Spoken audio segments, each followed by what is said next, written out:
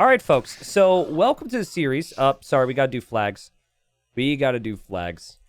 And it's a bit weird. Both players would love to pick yellow, actually. Classicpro always picks yellow, but Viper, I think, he kind of gets seniority over the yellow. So we'll go yellow and red here.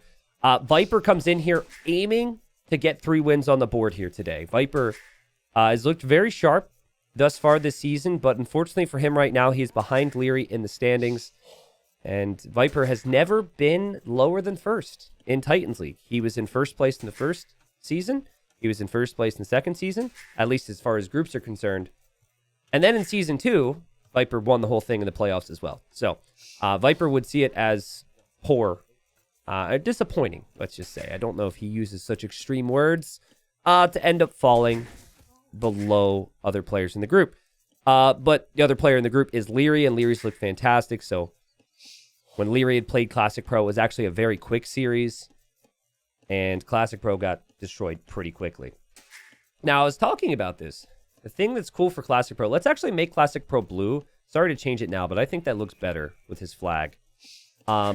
Classicpro largely will play towards his own strengths, regardless of if his opponent is arguably better at the same thing. So against Leary, he went for this map. He went for graveyards. And normally I'm like, why are you doing that against Leary? But the more I've thought about it and the more I see from Classicpro, I actually respect it. He's like, why play against my own game?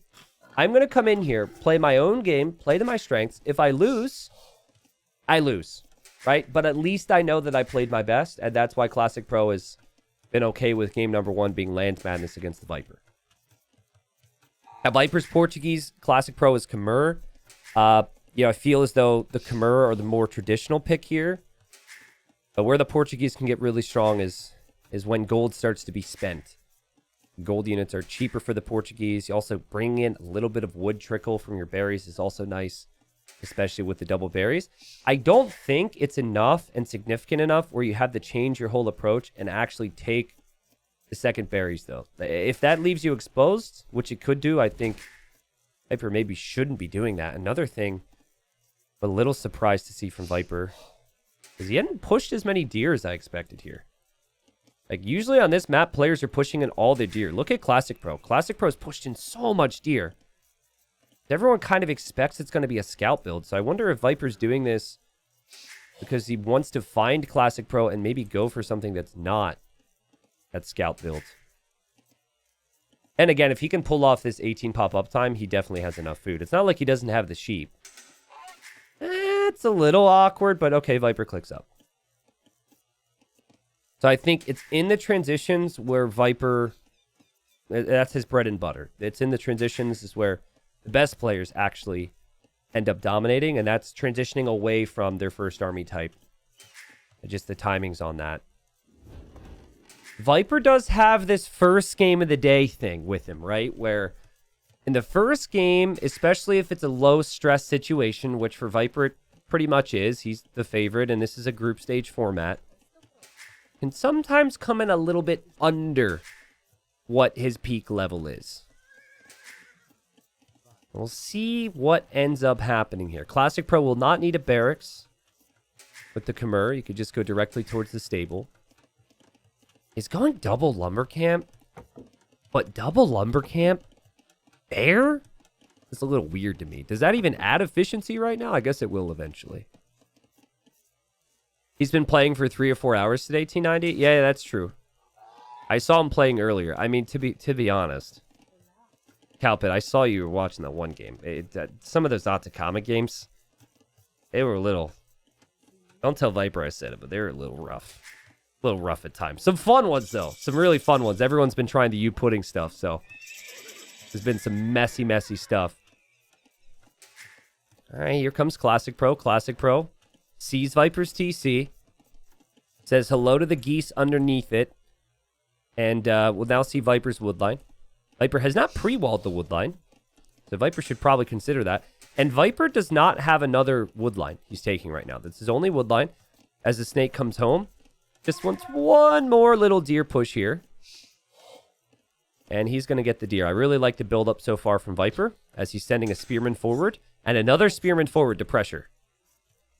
And he wants to pressure with Spearmen because the Khmer can't make Spearmen of their own to match it. The Spears don't really do a good job at killing Vils. But if Viper were to show up with just Scouts, Classicpro would bring his Scout over, attack Viper Scout, and then it'd be even. But if you have the Spears there too, Classicpro can't defend with his own Scouts. And then suddenly there's Scouts and Spears, and the Villagers are on their own. So nice walling there from Classicpro. I love this. Like, so many players take an extra second. They wait for the third Scout. Like, look, the rally point's set forward. Viper's going to see this Scout, so he knows. But here comes Classicpro. I'm telling you, this guy will dive for every opportunity he gets. He'll keep Viper honest here today. This is what I mean. Stuff like this. Now, Viper's got to make sure he gets the hits there. Is Viper going to get the hit here? Viper's not going to get the hit, and Viper could lose a Vil. This is Classicpro for you. He's really good, but it's also Viper, and it's right next to the TC. And Viper actually ends up in a better situation there with the HP. And Viper microing back. Classicpro and Viper both trying to get Scout kills, and they both trade Scout kills. Yeah, high-quality start here. Still keeping an eye on things. Viper's going to take advantage of the second berries. I honestly really like how he's played it so far. Could be some minor tweaks to it, of course, depending on your outlook, but... Man, I would not take advantage of the second berries with Portuguese. I think with Franks, I'd be on it. I'm not sure if that wood trickle would be a selling point for me, but it really seems to be flowing nicely for Viper. So 1-to-1 on the KD. Classicpro hasn't had any need for Spearman, though. He did wall in his lumber camp, so that's looking nice. May eventually over-chop with that villager there. Just something to think about. We're talking like a couple minutes from now, but Viper knows Classicpro's got to be coming, and he's waiting, and his snake sense is ready. But he doesn't even need Spearman here, in all honesty. He's got the numbers. I feel like Viper's going to want to go to gold here in a second to potentially get bloodlines. But I could be wrong. He's just trying to match the Scouts from Classicpro for now. And there Viper Spearman catches Classicpro, but a great reaction from Classicpro. So easy to receive a second hit there. And he will have to flee from the Viper now, and this is the thing. It's like, this is the transitional period of the game where you start to think about the next step. You're headed to gold. Do you add a range? Do you not? What upgrades do you get? Both openings have been pretty smooth. This will likely go Castle Age without either player taking a lot of damage. But having the numbers is still going to be a key here. Classicpro hoping to group up his numbers, and you know, he's still not really thinking about Spearman. And he's now thinking about his goal. There are the Scouts. Viper still has plenty of Scouts. Classicpro gets a couple hits there. Viper has Spears in positions on the berries, and Viper's tracked Classicpro very nicely here. Now again, Classicpro is a promoted player, but for those that have been watching some of the other promoted players, I'm sure you could see already how serious Classicpro is about this and how good he's feeling. I think it was Season 1, he took one win against Viper, which kept him alive. I really should have fact-checked that. I definitely remember a game where Viper played greedy, tried to quick wall a bunch of Vils, and instead lost 6 villagers to Man-at-Arms. It was something like that. Viper getting Bloodline, so his Scouts will have the extra HP. And even forging, so Viper Scouts are going to be really dominant here. And Bloodlines is now on the way for Classicpro. Classicpro probably wouldn't take a fight until his own Bloodlines came in anyways. So there's a chance here in 30 seconds, if he's not clicking Viper Scouts to see Viper's upgrades, that he will turn around and take the fight against Viper, thinking, you know, he could surprise Viper. But I think, realistically, he should be able to know. Like, his Scouts are pretty weak anyways. Classicpro with 18 farms with the Khmer. Viper, though, 16 farms, took both berry bushes. And a little engagement here as Viper gets some pokes. Viper's definitely got more HP on his army, and he's got more army. He's got superior army numbers. But we'll see if the Spears play that big of a role in the long run here, because they're all kind of spread out for Viper right now. I think Classicpro overchopped this. No, he didn't. I lied. Okay. But he did have to send more villagers to wood, and he... It's a little exposed there. Gold is exposed. Oof, interesting. He's going to match Viper's upgrades, though. Of the units on our screen, Viper will have more HP. And Classicpro, no walling, will take the fight now. And Viper Gonna back away because he doesn't want to completely lose the fight, but there's opportunity for there. Viper wants to maybe bring Spearman too. And Classicpro still might be thinking his upgrades are superior, and they're just not. They're just not. Viper's had these upgrades for a long time, and Classicpro gives Viper a fight on the hill, and that's a horrible fight for Classicpro. That is a fight I believe he took because he did not check Viper's upgrades, in my opinion. There's no other explanation for it, and maybe just didn't expect the Portuguese to have those upgrades. He is Cumans, so we can hop in and out of houses. That's not game ending. I'm a little surprised Viper isn't trying to do more with his advantage, but you can see the spears coming. And this is where you're not going to be able to defend yourself if you don't get walls down. Still feels like there's areas Viper could run through, but Classicpro with these awkward little walls. And the housing foundation, huh? Needs more palisades. So many of us die here, guys. So many of us would go down. But Classicpro defending really nicely. No! Ripperoni to the villas. Now, they can save themselves, but then you can't take gold. Oh, man, it's just all been so smooth from Viper. And Classicpro under pressure before Castle Age. Viper will kill another villager. That'll make it 3. He's got an opportunity for 4. He's got an opportunity for 5. And this could be game ending. Because it's not just losing vills, which is obviously horrible. But it's where you're losing villagers. You lose a couple farmers, it's actually not that big a deal. But if you lose gold, you can't make knights. And that's going to be the follow-up from here. And very rare for someone like Viper to lose from this type of position. And it was just patience from him. Waiting for his opportunities. And then he found this opportunity. I think the logic from Classicpro was sound. And the logic even here is sound. He's like, well, I'm already probably dead. We have to get counter damage in. Viper's just happy to camp here. Happy to be annoying. And we'll see if Viper's defense is good. Viper's even sending more scouts for it. And yeah, Viper's going to know this is happening now. I don't think the issue here was the lack of spears. Because if Classicpro just waited for another scout or two, he would have been okay in the fight and everything else is fine. It was just simply was misjudging the fight. And he calls the GG. And it's a relatively quick game. But remember, the logic from Classicpro, as Viper plays so smooth here, is he has confidence that he can play even the best players on these types of maps. Unfortunately for him, wasn't able to get the job here in game number 1. This will move on to a very similar map next then, most likely, in Classicpro's home map of Viper, trying to get first place in his group still, in competition with Tato and Leary. It starts off and played very smooth here. I didn't see any first game of the day Viper need to wake up type of Viper here at all. It is like, vintage patience at home into a little bit of damage. Actually, it was a lot of damage right before Castle Age there from Viper. But yeah, I think that Classicpro thought I have Bloodlines and I have Forging. Maybe he didn't realize Viper had both upgrades. Maybe he thought Viper just had one. I don't know. But it didn't feel like Viper was actually forcing him to take that engagement. And then fighting up the hill is just a big no-no. I think fighting up the hill is no-no regardless. It's also much harder for players when playing to know the opponent's HP. So that was probably a big part of it as well. He was probably just looking at numbers. All right, so the goal for Classicpro is a win. If he gets 3-0'd here today, guys, then I think his chances as Viper's going to try and lame. His chances for survival's 30%.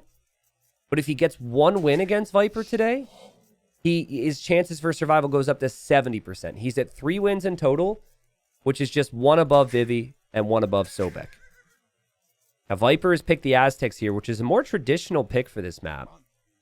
And he's brought his Eagle forward really early against the Mongols from Classicpro.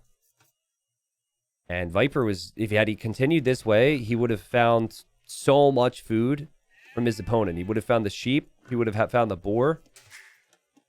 Viper, of course, not scouting his own base with much beyond sheep, so he doesn't know where 4 of his own sheep are. But he's continuing to run around here. And he's thinking about taking these resources. But I think Classicpro, if he just takes his own resources now, should be in a pretty good spot. Now, the boars are on the back. Players tend to be pretty far away from each other. Both players could have actually justified taking in their boar rather early, though. And yeah, well, actually, this is standard timing. Sorry, the speed up kind of caught me off guard. But boars do generate to the side or the back on this map. Laming is possible, but we wanted to avoid generations where the boar was like here, for example. It's super easy to steal. And then, you know, the sheep go down as well. And then suddenly that could just influence the result of the game a little too heavily. So I think Classicpro is like, listen, like I can't go long term here against Viper. That was weird little lag. I just can't. So I'm going to pick Mongols. And the hunt that I take in Dark Age is going to give me an advantage in early feudal to snowball things against Viper. Is that a mistake from Viper to scout like that? No. If anything, I think Viper stayed here too long, right? He's down 4 sheep. Viper's really fortunate that Classicpro didn't try to steal anything from him. These sheep still weren't found. Look at this. Actually, now that I look at it, I'm wondering if Viper actually had found 2 from Classicpro. Usually, like, Viper going here and then going here and then going back is a little bit more standard. But I think he did get 2 sheep from Classicpro, from what I'm seeing. That's fine. And the nice thing for Viper is you kind of know what your opponent's going to do. Like, Viper didn't scout his own boar. But you kind of know what the Mongols are going to do. So going forward in Dark Age to scout like that, to try and steal what you can, seems very reasonable. Viper will have to wall up in some ways to prevent the attack from the Mongols from doing too much here, and we'll see. That is actually just a sheep from Classicpro. Classicpro has been pushing in the deer from the middle of the map. But, you know, I have found the deer to be a bit further away on graveyards of late. I honestly, I didn't really mention it at all in the first couple weeks, so I don't know if that was happening then too, but at least I remember somebody wanted deer, and it was Draken when he got lamed in one of the sets, and I was like, where are the deer? But it seems like every generation the deer are pretty far. Like even this for Viper, that's pretty far push. You could actually justify the laming a little bit more because of that too, right? Harder for your opponent to recover. So I expect Scald opening here from Classicpro, and he'll want to adapt it from there. And it's not super uncommon for Mongols to go for Man-at-Arms. The Viper might have to respect that, but either way, you know what defends from Man-at-Arms and what also defends from Scouts? That would be walls. At least originally. We'll see if Viper is able to get the walls down. Here comes Classicpro. Looking for Viper. He's going to find Viper. And Viper obviously sending his Eagle out. Viper will drop a Rax there. Classicpro probably shouldn't attack it. You should know Viper's TC is close enough where that'd be a risk.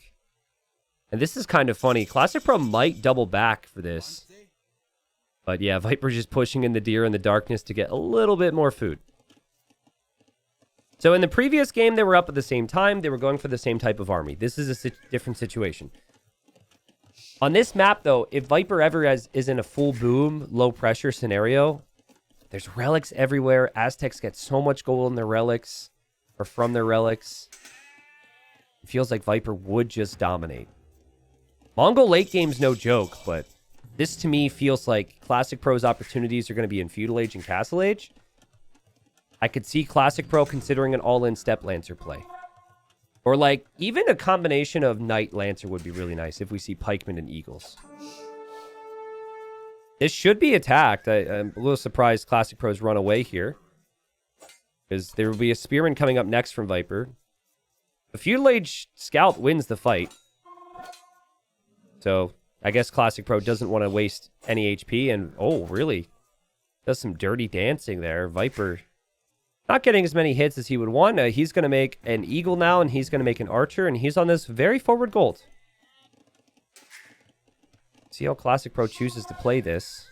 He knows about the berries. He knows about the wood. He knows everything right now. This is a great start. If you could say, hey, Classicpro, you're going to have 5 scouts. Viper's going to have 3 army. Viper won't be fully walled, and you know where every resource is at this stage of the game. Would you like that? He'd be like, what? Yeah. Duh. Pretty casual walling here from Viper. Like, a lot of players are going to pre-wall, and this is where the magic can happen for Viper. A lot of players, they get punished in these moments. Will Viper get punished? It feels like there's so much respect right now from Classic Pro towards Viper. But he says, screw your spears, dude. Screw it. Viper brings the spears over. Viper now needs to panic wall. And Viper now needs to leave his berries. And I like the consistent aggression and the thought process from Classic Pro. Didn't find the villagers that he wanted, but still looking for more kills. He's done a good job because he knows what Viper's going to try and do as well, being so close to the TC. The Viper saving the Vil. Impressive job from him. His wood line is now protected. And here comes this army, which doesn't look like much, but it's really hard to deal with. You need a combination of your scouts, and you need that combined with archers or skirms. Usually it's going to be skirms here, but you have to utilize the skirms against the archers and the spearmen. This Classic Pro goes for another spear from Viper and is going to kill that. And then you use the scouts against the eagle. I love how Classic Pro just keeps sniping spears. He hasn't lost a scout yet. And what is it, 60 resources for a spearman? So, and Classic Pro is also going to see this. Viper, just because he's Aztecs, you know, a little slow at the moment. And Classic Pro should focus all of his attention now on killing this army. But obviously give Viper quite a bit of time to wall up at home, but I feel like what Aztecs excel at is just massing that army. So if you can get a numbers advantage, this could be really important here. And the first spearman's... one of the two spearmen, sorry, is halfway down. The next one's a third of the way down. And Classic Pro trying to bait here. What he's trying to do is just give Viper moments to attack so he can kill the spears. It didn't go as well as he probably would have wanted, but this is still really good. Obviously, ideally, he doesn't lose a single scout here. But you're not going to get ideal fights against Viper, and Classic Pro's going to clear this. Classic Pro will clear it up. Viper was still not obviously out of this by any means. And Classic Pro's left with just 3 skirmishers, 2 scouts. And that's potentially an issue for him, as Viper's still on archers, still on eagles, just producing out of the range and the barracks nonstop. So it's been 2 production buildings since the start of Feudal Age for Viper. For Classic Pro, it's kind of one or the other. He's either going for range, or he's going for the stable. And here he comes. It just doesn't feel like this is enough right now for Classic Pro to kill Viper. And he might honestly be thinking this is all Viper has. But that is not everything Viper has. And he's able to just squeak by here. Now, Classic Pro has an opportunity to see it. But I'm worried for the guy right now, honestly. I think he's thinking more about Castle Age than anything. And here he goes to kill a villager. Viper wise to it, fights it off. And this reminds me of the previous game where Viper's got an opportunity to snowball with a slightly better army. Villagers will be exposed. Classic Pro saving. Good stuff. The scouts are here. They could die. But he just needs to defend this. He does save the weak scout. He pushes Viper away here. No fletching yet on the range units for Classic Pro. I think we need to see a tower from him. I think this area, you've got wood and you've got gold. Yeah, this is going to snowball out of control here if you don't get a tower down. He saw the additional eagles from Viper and knows this is a problem. And Viper pushes forward. He'll see the tower. It'll make it more difficult for him to take engagements, but this is probably not something that surprises Viper. My next thinking is, how many Step Lancers can Classic Pro afford? Because the natural play from here is to stop making range units and go into stable units. And Step Lancer's sick against eagles. But Step Lancers cost a lot of food. So it's actually almost better to go knights cost-wise because you have so much gold income. Viper's going to be such a nerd here. He's like, get fletching. Do it. I dare you. Spend those 150 resources. I know you don't want to. But I'm going to whittle down your eco if you don't. Because when you have your opponent in this position as Aztecs, let's say they're like Huns, right? And he's not up against Mongols here. Then you go into Eagles and boom. But Eagles could potentially be a little bit awkward against Step Lancers. Just, it feels like Classic Pro's not going to be able to afford much. Viper looking really smooth. He did actually misclick because these barracks aren't being completed. And hasn't killed any eco here, but he's been a pain, hasn't he? Look at him here, attacking this villager. I think Classicpro doesn't really notice this. No, he did, because he repositioned the villager to another farm. The wood situation's rough for Classicpro. I'll have 2 stables, though. So this is what Viper will do, okay? So Viper knows that this army is not going to do too much in the long run. But this army is meant to give him an extra 60 seconds, let's say. So you can still get good value from it and pick off vills. Your opponent has to pay attention. But there's going to be a period when his opponent hits castle where Viper's going to really want this army to give him another minute at home by still sticking around. So what's Classicpro going to do? I actually think the best play for Classicpro, and it's so tricky, but you actually don't go kill this. You let it there, especially now that you've killed the range units. You have to go forward. You do not give Viper that time. But then Viper's lurking around, and he's so close to them. He's like, I should. And Viper sees the Step Lancers, and where's he going to go? He's going to go as far away as possible. Behind this for Viper, he's going to have Eagles. He's going to have a couple monks out, and we'll see how quick the monk timings are, but it feels like in this moment, you're hoping the Step Lancers would be going forward to Viper's base to find some type of value. Archer will finally be picked off, though. Those archers also showing up, giving Classicpro a target. These Eagles still not dead yet, and these Eagles, if they could find their way in somewhere, could be really strong, just like these Eagles. So now Classicpro is going forward. One Eagle's going to get through. And the other Eagles run away. The other Eagles dive in. Viper's being super annoying. There's just so many Eagles right now. Weak Vill. Doink! First Vill kill of the game. Well played from Viper. And the Step Lancers found the villager kill over here, though. Viper didn't expect that. He thought he's had full control over this game. And the Step Lancers are starting to kill these Eagles off. Viper's sending in the other Eagles we talked about earlier. But all the Eagles I'm seeing from Viper are going down. He doesn't have monks here yet to get snipes. He's quick to all the Step Lancer, which is kind of a funny sight. And Eco KD's pretty similar. We've got 9 Step Lancers for Classicpro. He will save his monk.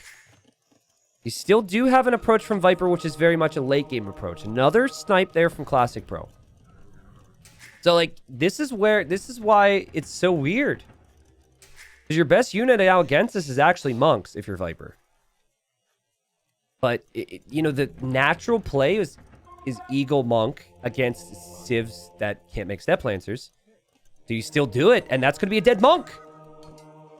Oh, that's 100 gold down the drain for the Snake, who's still very exposed. And Step Lancer's running in, and another monk's going to go down. And Viper trying to get relics for the late game, but this will never go late game if he has his villagers exposed. Step Lancers get into the wood line here, and Classicpro going to town on Viper at the moment.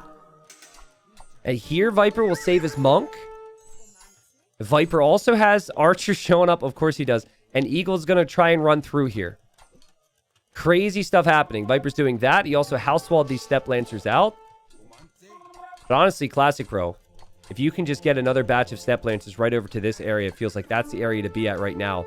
Viper doesn't have a lot of wood. So Classicpro needs just one win from this, and it gives him a massive chance at survival for Platinum. And he'll be back here again next season. And Viper really needs a 3-0 to be able to get first in this group. These are massive wins we're talking about. So important, as Viper's going to try Pikeman now. Step Lancers are wrecking the Eagles here. I'm worried for Viper about his monk number. His monk number is really low. He needs every monk to get conversions now. And Classicpro will hear a monk and run away from the monk. Knows there's a monk around here now. He's also starting to grab some relics. Now, economically, it's kind of rough for both at the moment. This could just be a full army game. We'll see if there's a boom of any kind. But even in this matchup, I feel like you've maybe done well enough to justify a second TC and taking this later, if you're Classicpro. Mongols was an excellent choice. Also, Light Cav. Classic Pro just saw the monk was over there. And Viper has to block the monk off. And the Light Cav are going to go through anyways. And the monk from Viper's going to die. What a snipe. What a snipe. How many times do we see players forego the Light Cav upgrade and be stubborn with it, guys? So many players do that. And now the next monk's going to come out and the Light Cav are going to go in. And they're weak, though. They're very weak. Doesn't kill. But yeah, Viper's still in trouble. Classic Pro knows that's a poke or two away from, you know, going down. Classic Pro now has taken Viper down to 38 villagers. He sits at 54. And this is why I was so positive about Classic Pro, regardless of what happened in the first game. He's just this damn good. He's a great player. Of all the players promoted, I'd say Classic Pro, one of the better ones, and it does not come as a surprise to me. Whereas, like, you know, with freaking Andy, that's a great storyline. That came as a bit of a surprise, and I can't wait to see more from him, but Classic Pro was in Platinum before for a reason. Viper's army count still giving him potential. He's got 4 monks, and still always the chance he could get conversions. For Classic Pro, he's lost a lot of army the last couple moments here. And finally, a TC for Viper on the wood line. Step Lancer's looking for a hole here. They won't find it. And behind this, Classic Pro goes 3 TCs. So I still think there's a point where, like, you... And we're going to have Viper counterattack. And this is a risky TC here. Let's see the timing on this. Viper's just lost another monk to a Light Cav. And could lose yet another one to a Light Cav. He's going to convert the Light Cav most likely. But they should resist conversions. And now the Light Cav actually can kill 2 monks here. The TC's going to be denied. Viper's still in this. Viper's still in this. Viper found this. And poor Classic Pro, who's played so well, has got to be like, are you kidding me? Because that's the Vil difference, pretty much. Not exactly the Vil difference.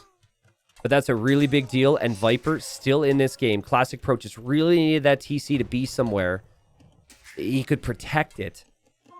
And he was still caught in the state of mind of pushing out. What he wasn't taking great trades against over the last couple of moments was Viper's army number. But also... Actually, I take that back. The trades have been fine. It's just Viper produces so much of it. And that's Aztecs for you. The Aztec production. So now Viper's back in the game. Light Cav, Step Lancer still the combination here from Classic Pro. And Pikes do get hits. They do a lot more damage than the Eagles do. I'm starting to see some worrying signs for Classic Pro. Lots of villagers sitting around. This game's going to get sloppy. But you see Viper advancing forward now with that train of monks. Viper is actually raiding with pikes. Which is, you know, it's just not something you're ready to deal with. Before Viper was distracted, you know both players are going to be looking at their main armies now. Because there's no side armies. Oh no! I was wrong! Classic Pro was looking for Viper's monks, but he's going to lose his own. Didn't really have the defense for them. I think that was 4 monks right there that went down for Classic Pro. Viper 5 relics, soon to be 6. Now even getting redemption, and this is that Aztec snowball. We saw the hunt for the Mongols pay off. We've seen the Lancers pay off, but it's the consistency of the Aztec economy, the consistency of the production, the value the monks can get. They just produce units so quickly. And the units are so cheap. Like, Eagles might not take great trades, but it's so easy to spam Eagles compared to Step Lancers, because Step Lancers cost so much food. Okay, so I guess Classic Pro will counter now. Try and find areas where he can do damage, because he knows this isn't realistic. And he's going to drop a castle here, guys. Viper could so easily deny that castle if he has all of his army here. Viper using the Light Cav he converted again, looking for a monk, and he's going for the castle. Meanwhile, he will see that Classic Pro is here. He seems prepared for it, though. The castle's at 80%. Classic Pro really needs to be building this with more villagers. Classic Pro still has more villagers. He's still attacking, though. He's not just reacting to Viper. And the castle will complete. Could see Mangadai in the castle age here in Classic Pro. Viper's underneath this TC, still finding kills because there's not enough places to go. Viper's underneath this TC. Classic Pro has reacted here, but he's garrisoned in his castle. He's garrisoned in all of his TCs, it feels like. And still he ran away. Really impressive. But what a good little comeback here from Viper. And I prefer Viper's position. Aztecs with 7 relics. Viper's got full map control right now. It seems like he can even use eagle numbers to fight off the Lancers because there's not many Lancers. Look at the worker efficiency last minute. Bottom left of your screen now. 21%. And Viper just won't give this guy time. Continues to run underneath TCs. And here, unfortunately for Classicpro, there's no villagers to be found. And oh man, Viper even converting his stables. Are we gonna see a Zalato warrior? Viper's converted both stables. And he's, of course, going to make Zalatos. So it says. Oh, he has Zalatos. He has them already. People think it's an Easter egg. I mean, it kind of is an Easter egg, to be honest. You can't get armor upgrades on them. But you can raid now with a knight. And it also, you know, it's a military unit. But it's also sending a little bit of a message. Like, hey, I've just done that, you know? Mangadite had to back all the way up because of those Lottos. They still have pretty decent stats. Again, they're similar to a knight. And guys, they're just seeing yellow all over Classicpro's screen. I don't think he can do anything. The idle time's too insane. He can't afford this. He can't afford army. He did so well this game. He did better than I expected. After I saw Viper's initial defense, but this is just crazy. And Viper now, like, he's going to have such a significant economic lead. Whoa, wait a second. Hold the phone on that. Maybe not. Viper should have such a significant economic lead that if this game goes to Imp, Classicpro will have problems. It takes a really long time to build up the Mangadai. Wow, what a fun game, though, guys. What a fun game. But, again, there can be no questions, in my opinion, over Classicpro's decision to choose this type of map, even against Viper, after this type of performance. He's looked really strong here. It's just, sadly for him, he's up against one of the favorites to win the whole thing. And that castle's going to go up for Viper. There's so many monks. And you can't even really use Mangadai that easily against the monks. The monks have more range. These are Aztec monks, right? So they've got tons of HP. And castle will go up. Classicpro will look for reinforcements now because Viper's been sending units through here. Doesn't see that. Might find a counterattack. There's lots of yellow buildings inside Classicpro's base.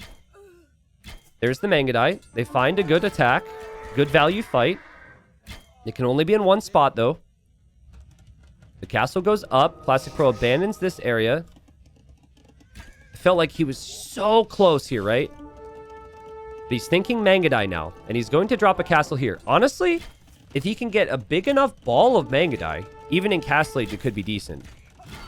Viper's Zalato warrior killing amongst there. Like, it's not a flex. It's a unit that Aztecs don't make very frequently because they need to convert someone stable. But it's genuinely very good thing to mix into this equation. It just kind of has the side benefit of looking like a flex at the same time, you know? The Viper will finally lose that monk. You will see now that there's a second castle here from Classicpro. And I think, honestly, from here, like, Viper's done so much already. I think Viper needs to go Imperial Age.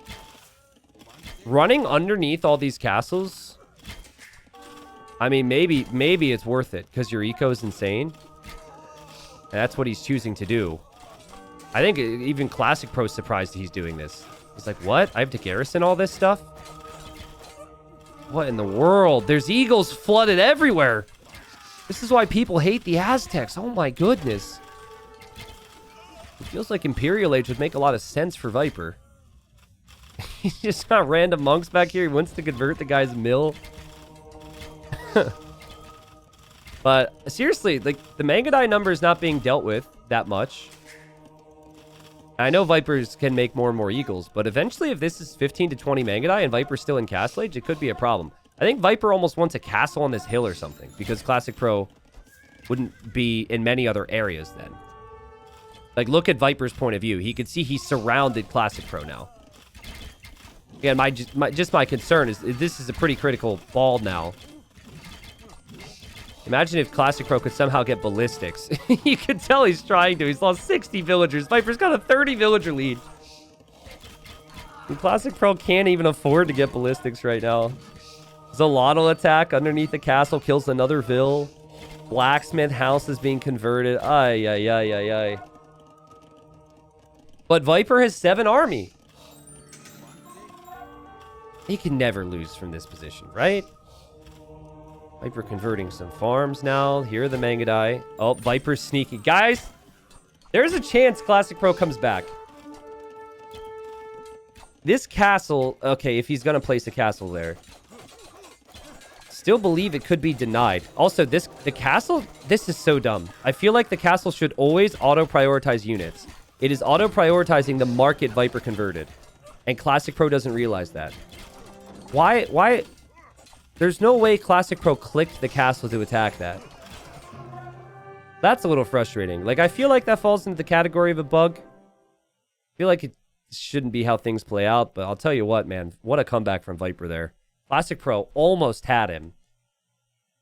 But it's like you kill the first couple monks, you kill the first couple eagles, and then still, with the Aztec economy and with the Aztec production, they're going to have more.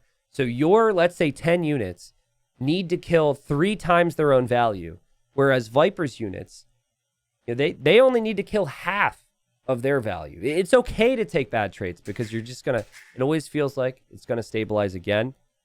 Still, it was risky times for Viper. He gets the job done.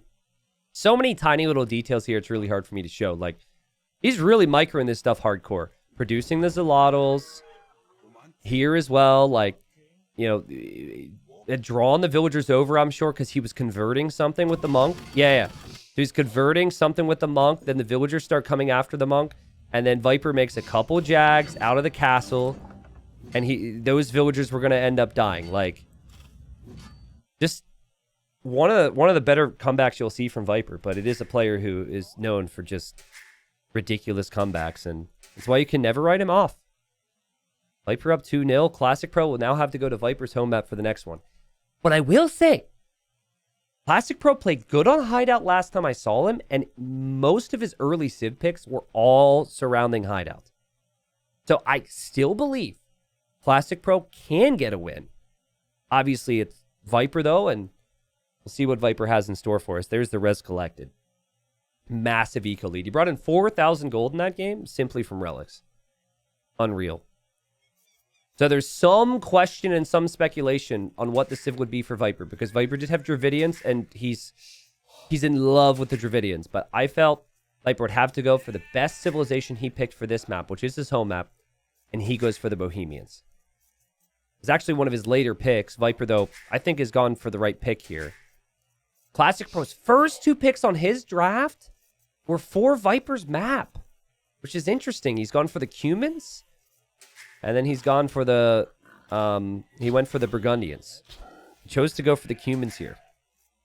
Now, by hideout standards, they are kind of close. Sometimes you can see players being further apart from each other. The size of the woodline can vary, but I would say that it hurts Classicpro more than helps him that he's a bit closer to Viper here, because the thought process with the Cumans is fast feudal into a second TC, and Viper will have to find creative ways to maybe punish that. We've got to pause here. Now, when Classicpro beat Tato, it was on Golden Pit, and he was Cumans. So he's won with Cumans before. I like the pick here, win or lose from Classicpro. It is a Civ that has extreme bonus that has the potential to work really, really well. We've seen instances with Cumans on Hideout or like Arena where it's like, what do you even do to stop it? And okay, apparently I'm hearing word that Viper's so terrified of Cumans, he's just forfeited. What? No, I'm kidding. It must have been a drop. So we're just going to back away for a second. But if I had you there, let me know. That was weird. Wait, no, it's a spec bug. It says end of game data, waiting for data from game server. Okay, so that's scary because that tells me I might not be able to spectate the game. Let me try it again and hope that DE isn't being weird.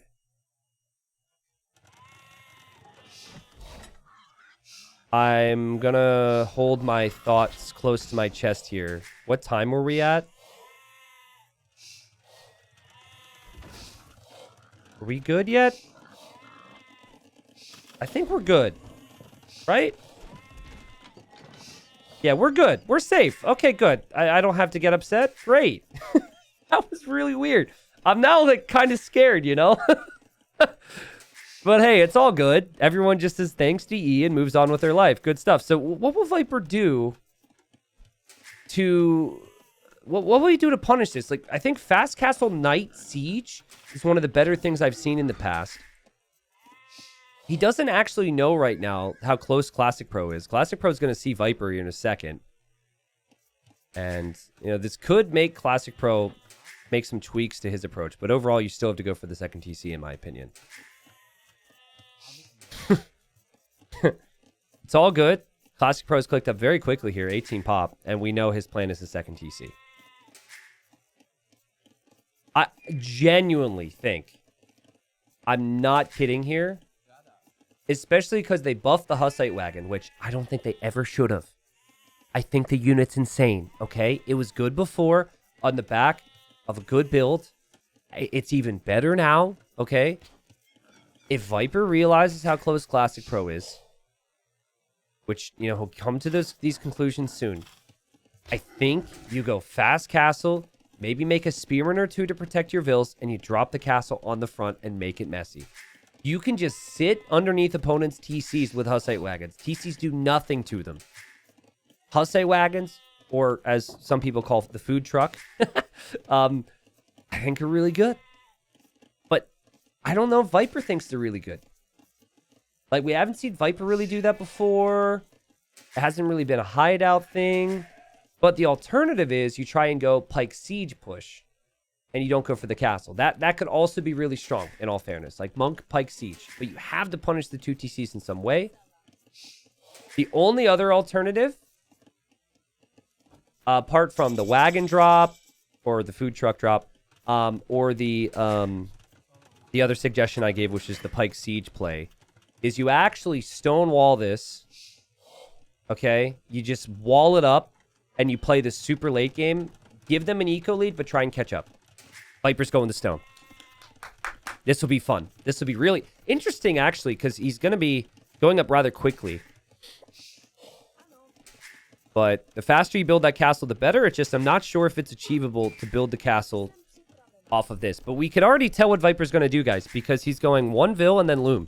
So he wants to leave his base. Wise from Viper as well, since his opponent's in feudal, to stay inside of his base, and he's just staring down Classicpro Scout.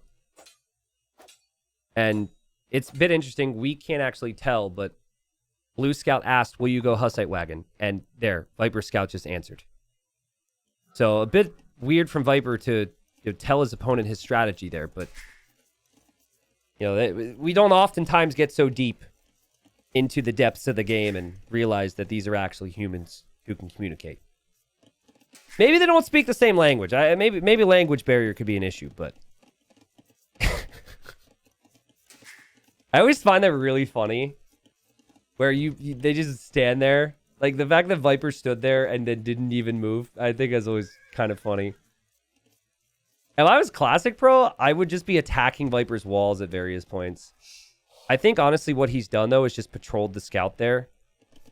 And he's going to focus at home on the farms. So, this is a good build from Viper. He's building the barracks. It honestly might not be an immediate YOLO castle drop, though. It feels like, as now we have a pause. I'm hoping it's an actual pause and not a game dropping again, but honestly, everything about this build feels like Pike Siege. The one villager on stone has me kind of confused. I don't know why the one villager's on stone unless he sends a lot more soon. Which is doable. Obviously, he needs the res to click up here. With the build I was thinking, you click up like a minute later, so you have 2 more vills, and you just would have had more on stone, but he's adjusting on the fly now. This is fine. Sometimes T90's jokes make me question my life choices. Why? Because you realize you'll never have as good a humor as me? It's fine. A lot of people think that. All right?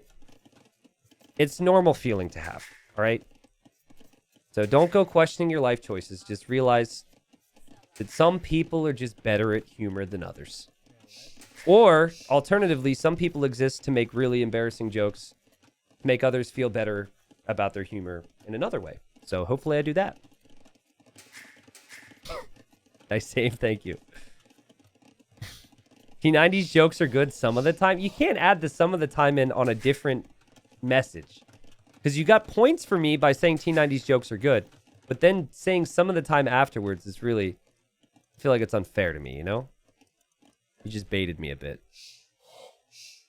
Alright, so I'll tell you the key with this. Oh, wait. The key is the fact that he's adding range. Oh, boy. So, I think Classicpro, he saw the barracks and thinks Viper will try a castle drop. Or he's going to bring Vills. It's one or the other. I don't think he knows about the Vills in the castle, but he knows this means a forward villager's coming. And you also know you have a lead to protect. And with the lead to protect, you need army here. Because if you just straight up boom, you're in trouble. So, an archer or two could be really helpful. Now, Viper has Loom. I think Viper can still get this castle down. I think Viper will go for the siege workshop first. Oh, he goes for the castle. I don't know if that's deniable. I think it's a lot of hills. Now, here we go. Viper's nothing else except this spearman. But the castle's probably still going to go up. The scout's down for Classicpro. I mean, at the very least, Viper can just bring more villagers here. I don't think that one archer denies this. What this was meant to do was to stop the siege workshop and stop, you know, the...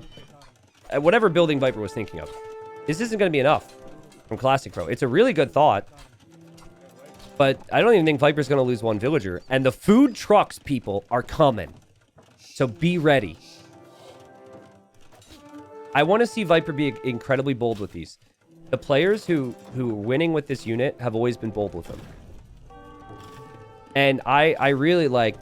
I was shocked when the devs buffed it and made these things more accurate. I really don't know what they're smoking over there, but I want some because there's just no world where like you can't stop these things once they get rolling. Now, what you could do is you can go to Castle Age and then try and go for Mangonels. But the timing on it's going to be so crucial here. Just wait for it. Now, Classicpro's he's got to get his houses down. He can't let Viper in. That's step number one. There is a hole over here, so a food truck can go through. Before they were, like, way less accurate. But now they're hitting almost every one of their shots. Classicpro is getting Loom. And let's see if Classicpro wants to re-wall this. And every unit that Classicpro has is doing 1 damage a hit. Now, 20 villager lead for Classicpro is insane. And his Civ can make a siege workshop in the feudal age. So, I'd really like to see him do that. But what I'd like to see Viper do is not be scared of the TC. You just go buy it. You just go honk, honk, delivery, right by it. The TC fire does nothing to these things. Just roll on through. You just roll right into the base. And nothing... They don't take damage from anything. Like, what are you supposed to do? This is a really good choice from Viper here. And Classicpro's got a panicked out of Siege Workshop because he needs to go Mangonels. And yeah, they do receive a lot of damage from Mangonels. But they now kill Mangonels faster than they ever have. And more accurately. So yeah, Classicpro might have the villager lead right now, but the efficiency is just awful at the moment. And behind this, Viper's going to go for 2 TCs himself. Now, it's important to remind you, this is pretty all in from Viper. Right? This is kind of his everything. So if the Mangonels end up working, Classicpro can absolutely stabilize. This is so good from Viper. And it's punished the 2 TC play perfectly. And, I mean, it's just... Your village is just going to disappear. Knight's going to come out. Again, they do more damage versus Knights than they did before. To my knowledge. Now, this is where the Mangonels have always done a decent amount of damage. This is where Viper needs to be very careful. I think with just 3 of them, this could be tricky. But they do kill the Mangonels faster than they ever have. Viper microing. Viper's 37 vills. Classicpro still holding on here. Has more Mangonels in queue. Viper microing. Viper's been really patient here, actually. I think I would have just dove. And Classicpro, oh boy. Okay, well, there's still wagons here. Viper's still getting kills. There's nowhere to go for Classicpro. He's stuck. He's completely stuck in here. Oh, God. I feel so bad for Classicpro at the moment. Can he hold, guys? Can he come back here? He's at 53 vills. He's still ahead by 13. See, again, with the old wagons, though, they'd miss a lot of these shots. And now they hit. And I think it's just the critical difference between the two. Viper, where are you? Viper, don't gift him a relic. He set the waypoint to take the relic home. And his monk... his monk was headed the best path, I guess, from where it came from. A Classicpro notices it and is like, thanks, bro. I really needed that. I gotta look at where that monk started. We won't do it just yet. I'm really curious to see that. That's funny.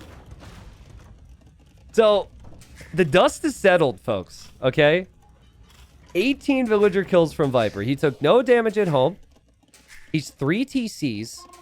He's still behind in villagers. If that doesn't tell you how good the Cumans are, I don't know what will. The fact he's still behind in villagers. It was crucial for Viper to find damage. Classicpro, man, this is very reminiscent of the previous game. It's like, I mean, there's an opportunity for him to run here, I guess, but that is a very exposed TC. Now, on the front of things, Viper has also been taking some of this gold from Classicpro. And then Viper obviously still has all of his gold available at home. Right now, he's looking for relics. Still has his scout out and about. I guess Viper is going to sit here, and Classicpro is just going to go try and complete the TC, hoping Viper doesn't notice as he brings his slow Mangonel over. Yep, and I think the wagons have accomplished their job, and now your thinking is other late-game options with the Bohemians. Could potentially, of course, go for more monks. And redemption coming in for Viper now so we can convert siege. I like the scout edition from Classicpro, though, knowing that monks will be out. This guy's been in the dark for a while here. A nice job from adapting from him. And I think foreseeing the fact that Viper's going to have more monks. I mean, obviously, Viper showed him. Because Viper gifted him that relic. That's a pretty big deal, right? Like, that relic should be in Viper's monastery at home already. I'm actually, if you don't mind, I just want to go back. So I think he just collected the relic and set the waypoint in his base. And the shortest path for that monk was actually through the holes in Classicpro's walls. I'm sure you guys picked up on that, but I just to show you exactly where things were positioned. Now Viper sees its light cav now, but he does have wagons to protect his monks. So again, we'll see how these wagons do. The new and improved wagons. And, well, they've missed their shots. Light cav gets converted, though, and next light cav's going to die to the light cav that was converted. 57 villagers versus 70. There's some big late-game holes in the tech tree for the Cumans. So I think Classicpro needs to find a way to turn things around now. And, oh, man, he's clearly very overwhelmed at the moment as Viper's one wagon and the scout going to go for the kill on the Mango and gets it. It must be so annoying right now to be Classicpro as Viper now tries to convert that Mangonel, and Classicpro does the right thing to delete it. But now there's no fear of Mangonels because you have monks with wagons. And Viper's starting to convert the buildings now. And I think Viper's even got enough wagons to just shoot down the Mangonels. And Bohemians have one of the best late-game civs. Classicpro needs Kipjack if it goes late. I think Kipchak died to the wagons.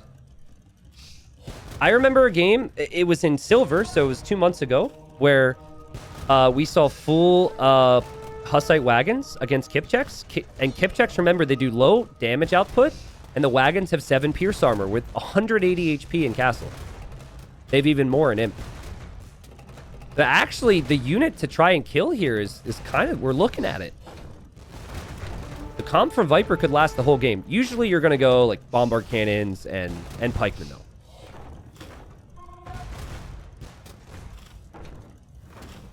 I think this would have worked even with the weaker Hussite wagon. But the change was always baffling to me. And I never understood it. I think there was plenty of examples of how good this can be. Especially on the back of Bohemians, man. Bohemians have awesome options. Halb's doing extra bonus damage. The gold mining upgrades being in freeze. So nice. One of the best late games. Oh, man. Viper sees this castle's going up. Viper wants to push in here to deny it. His monks convert a couple light cav. I don't know if his monks have faith then to take the mangonels, though. And they're all stacked up. And Viper should have maybe used his conversions for the siege and the food trucks. Food trucks have taken out. Viper still trying to use the mangonel he converted and the light cav here. And still ends up in a position to deny this castle. It's going to go up. The Classicpro taking more losses here. And Vil count's just about even. And this has been all Viper, as Viper's imping now. Still has 1 forward castle. And I feel so bad for Classicpro right now. I really do. Classicpro has played amazing here today. We've seen players been swept, and their strategy was off. Their preparation clearly wasn't there. I think Classicpro gave himself good opportunities to get wins today. Unfortunately, he's up against the Viper. And Viper's played incredible with his strategy and his execution, as you would expect. Viper wants that first place spot. Viper's final round, which will be next week, the last week of group stage, is up against Leary. And we don't know, Leary will have to play 2 rounds yet. We'll talk more about the results and whatnot, but really interested to see how things go for Leary in his next round, where he too will be favored for a 3-0. I think he's up against Sobek. And Sobek's at 2 wins right now. So Sobek also been struggling in this group of so many good players. Yeah, Viper's like, there's no reason for me to stop making these. I'm just going to continue to do the same thing. Wagenburg Tactics. Do I say Wagen? Or is it Wagen? Makes the gunpowder units faster, which applies to these. Viper with 4 relics. Would have been 5, obviously, had he not gifted Classicpro 1. But I don't really know what you do. Like, Kipchak isn't it. I'm sure Classicpro feels like he has to try it, but Kipchak is actually one of the worst unique units against the Hussite wagon. I think we'll see that here in a second. And, you know, if you run in at any point, Viper can get conversions on you. And if you pop out with the siege at any point, Viper can get conversions on you. His monks are only going to get more range. Viper's also going to get trebs to take out this castle. Seems incredibly impressive. How are you supposed to beat them? Well, you have to hold the map control. That was the biggest part of this. And Classicpro actually thought of it. That's what actually makes me so much more bummed for him. He thought about map control to stop whatever Viper would do going forward. But 2 archers and 2 spearmen, that can kill 2 villagers, making a siege workshop. It can't kill 10 villagers building a castle. And Viper did a really good thing where he sent the proper amount of villagers, and he didn't freak out, and he just knew, I'll get this castle up anyways. Dang. Yeah, it's a really tough unit to defend, this Hussite wagon. And Viper played them to perfection here. And that castle will go down for Classicpro. He's going to think about a counterattack, maybe. Like, his only avenue for damage is around the sides now. But unfortunately, we'll still need some level of reaction to stop himself from dying even more, too, right? Like, you might be able to find something here, as Viper actually notices this with that scout. Did someone order tacos? Taco trucks on the way. Here we go. Food trucks on the way home. And Kipchecks will maybe break in for a second here. Viper's got to quickly do some quick walling shenanigans. Quick wall, quick wall, quick wall. And it's a food truck trap. Watch the Kipchecks here. Nope. I just want to see the Kipchecks actually attacking them. Okay, one of them's low HP. You see how little damage is done? So they're better against knights than before. They have the vulnerability against siege, but they're attached to a civilization, which has all the gold mining bonuses, so it gets tons of great monk options. They can go underneath your TCs. Archers don't work against them. 4 of them could just wreck your day. And Viper wrecks Classic Pro's day, but helps himself get into a really nice position in the group. A fun series. Again, bummed for Classic Pro because he played so well. But amazing play from Viper today. It was a really fun series to watch. Just like strategically, right? First game, I guess, was a little meh. But game 2, we got to see all the brilliant moments that Classic Pro can bring. And then the brilliant moments from Viper with the comeback. And then this, Classic Pro was hoping to have a safe 2TC boom. I'm sure he was not expecting Viper to go for the Hussite wagon castle drop. But it was the right call from Viper. I talked about it in Dark Age. I'm like, I think that's the play. And now, I can't disagree with anything Viper does, right? And I just look like an idiot. That's actually not true. But I've disagreed with Viper on many occasions, but in this case, it seems like he too felt like this was the way to go. And man, just ridiculous game. Here's the res collected that game. Viper collected more of everything after the villager kills. And the stat that kind of hurts is total villagers having to be created that game. 144 for Classic Pro. And he ends the game at 105 eco, right? So that he was just trying to replenish the villagers that he lost, and that's a lot of food. Next thing to look at here, obviously, is to the stats, sorry. And I'm going to refresh it here and look at the probabilities and see what this means and just talk specifics on this because we're really close to the end of the group stage, guys. So this is Group D. I felt Viper needed the 3-0 today. He gets the job done. And so now he's 2 wins above Leary. Leary has to play his 4th round, though, and Leary will be up against Sobek, who has less wins than Classic Pro. Now, what will be fun about that is it'll be a very similar story. Leary needs to keep pace with Viper at the top, but Sobek needs wins to pass Classic Pro.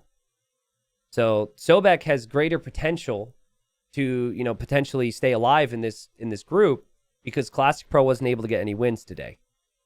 And then, what makes that even more entertaining in terms of the relegation battle is the final round for Vivi. He's already played 4. And now Classic Pro's already played 4. Is going to be against Classic Pro. So Vivi Classic Pro will probably be a relegation scrap. But Sobek is 2 rounds. So Sobek could pass them both, maybe. The problem, obviously, for Sobek is he's up against Leary and he's up against Tato. So, if I had to guess, I'd say Classic Pro beats Vivi. I think Classic Pro also being a win above Vivi right now is really good. So I think the big thing for Classic Pro's future is how the Sobek perform. Sobek should just be going with all these crazy strats, trying to formulate any game plan to get a couple wins off of Leary or Tato. But tricky stuff. Yeah, if Leary's expected to win 3 against Sobek, which he is, Leary would then go up to 11 wins. But then basically, regardless, I think Viper and Leary, it would really come down to who just wins that, play all 3. Because let's say Leary wins 3-0.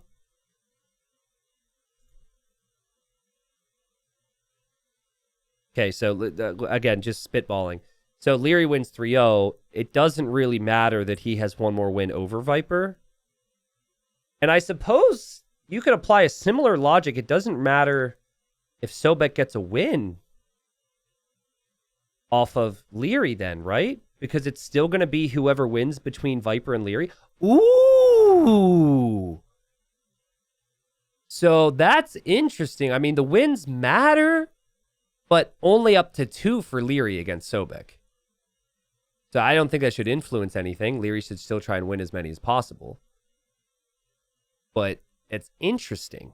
But yeah, and then between Viper Leary, it seems like the winner there, if Leary were to 3-0 Sobek, would then get first in the group, and then the loser would go to the playoffs. And then Tato, this is what makes it so fun, right? So that's with 3-0 for Viper, which just happened, a potential 3-0 for Leary. If Tato 3-0 Sobek, which I think he could do, Tato, his max after all rounds is 11. So if, there's a world that Tato moves to second, if Leary doesn't get enough wins or Viper doesn't get enough wins in their final round. And again, that influences, I'm going to clear this out and just leave us with live standings now. That influences where they go in the playoffs, which is extremely important. Second place in this group will play third place in another group. Third place in this group will play second place in another group. And I don't think Group D and C match up in the playoffs. But, there's always going to be big names, right? Yo or Doubt's going to be second. Jordan, Hera have potential to be second or third. The list goes on and on. You don't have to look that far. Velez is probably not going to be first, so he's going to be in the playoffs. So just big names that you'd like to avoid, and you'd like to go directly to the quarters, which would mean first place. So anyways, hope people enjoyed the series. It was a very fun cast for me. Feel a little bummed for Classicpro, but at the end of the day, Classicpro has the potential to earn his safety in that final series. I have lots more sets, but we're really close to the conclusion of the group stage now, guys. So just a week and a half more of groups, and then a week of the playoffs, and that's the end of Season 3.